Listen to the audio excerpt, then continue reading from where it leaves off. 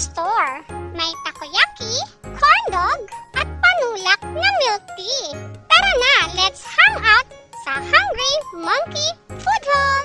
Nasa Montalban Town Center lang to sa San Jose Rodriguez, Rizal.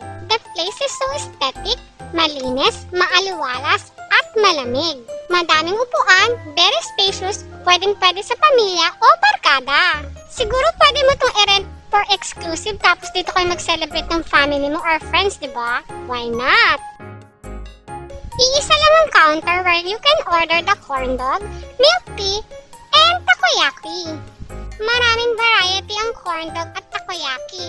Pero mas maraming flavor ang milk tea, nakaka-overwhelm. Sayang hindi available that day yung giant takoyaki.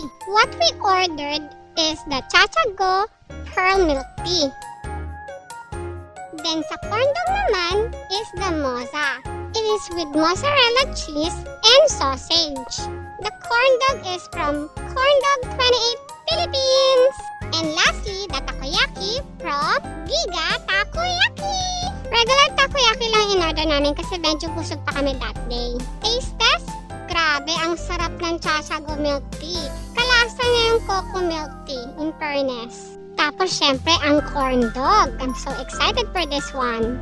Sa sobrang excited ko, nakagat ko na siya before lagyan ng mustard. Made to order to, kaya fresh na fresh tong dadating sa'yo.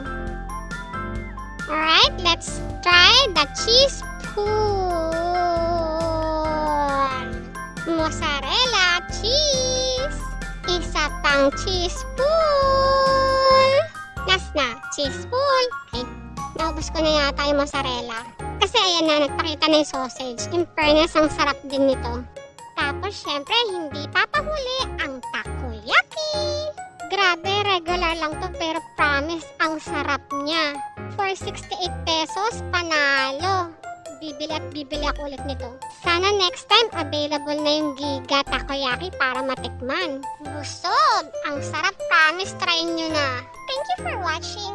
Follow Jasmine Vlog